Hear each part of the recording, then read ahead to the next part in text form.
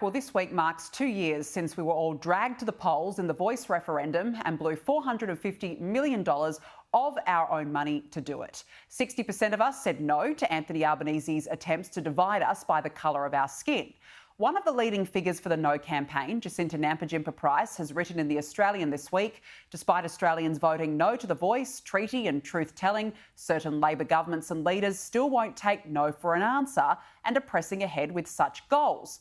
And she's not wrong. Overnight, Victoria's lower house passed the First Nations Treaty Bill with the support of Labor and the Greens.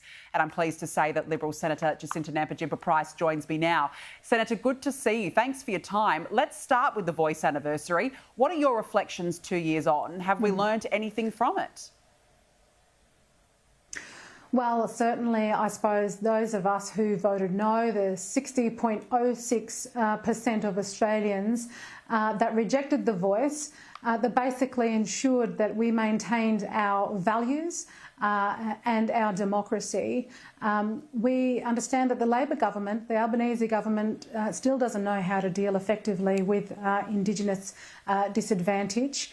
But we also know that Labor governments around the country do not respect the will of the Australian people as well. I mean, you know, the Voice wasn't a gracious request as was suggested, or a modest request as the Prime Minister suggested. It was far from that. It was racially divisive, and it would have made radical changes to our democracy as we know it. And it was ultimately about empowering activists more than anything else. It wasn't about addressing disadvantage for Indigenous, those who are disadvantaged Indigenous Australians. And let's not forget that the Prime Minister, in all his arrogance, failed to listen to the warnings throughout the referendum, in that he didn't hold a constitutional convention.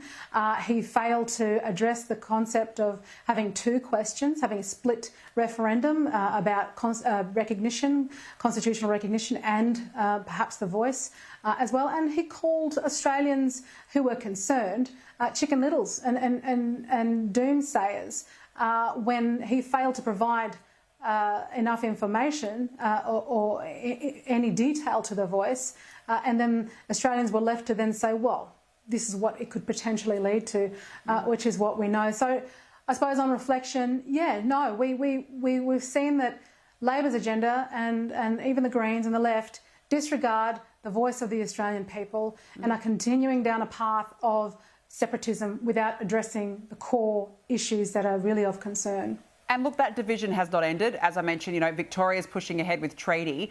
It just feels, Senator, like the progressive left, that they're ultimately seeking to tear down the values and traditions of this beautiful country with the end goal of destroying everything that British settlers brought here. And that's a point that you also made in your column.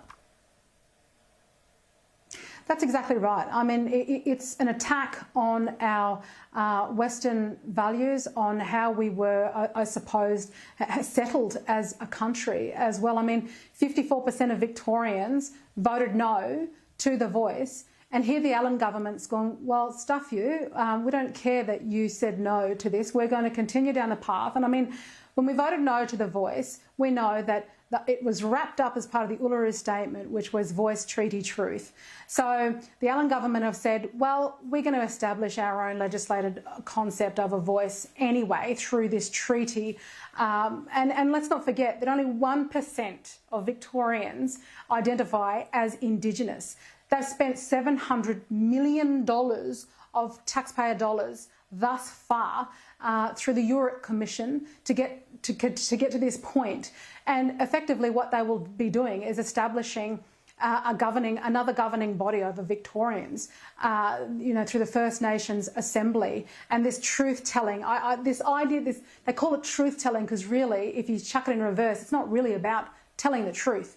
It's a reinvention of our history, how they'd like to see it, in order to, you know, ask for, well, demand reparations by other Victorians who were non-Indigenous, who had nothing to do with our country's history. But it's this path of separatism that is only going to create more destruction for the people of Victoria and the complete and utter disrespect for for the majority who voted no to the Voice referendum in the first place. I mean, hold your horses, Victoria. It's coming, and it's not going to be pretty. No, it's not, and it's dangerous because nobody ever voted to be separated by the colour of their skin, but these governments are still pushing ahead. Before we let you go, Senator, I just want to ask you about some breaking news that we've just got in. The Sydney Morning Herald is reporting that Barnaby Joyce is in advanced talks with Pauline Hanson to join One Nation. What do you make of these reports? They've just been announced now. Well, Sydney Morning Herald, I bet it's Paul Sakal who has gone ahead and announced this. And what I find with the Sydney Morning Herald is that they like to make things up. I mean, they did so, I know, when it came to talking about the leaked information about our election review through the Liberal Party. I know that they like to put out what they think's going on. I suppose I'd prefer to wait and see. You know, I'm a good mate of Barnaby's as well. I'd rather wait and see what's real and what's not, and what's just another attempt at the Sydney Morning Herald to blow things up and keep this chatter and division going on with regard to the coalition. All right. Well, I guess we'll find out soon. It was Paul Sakala that did write that article. So wait and see, and hopefully Exactly. Barnaby Joyce does give us some clarification soon. Senator Jacinta Nampijinpa-Price, always nice to chat with you. Thanks very much for joining me on the show.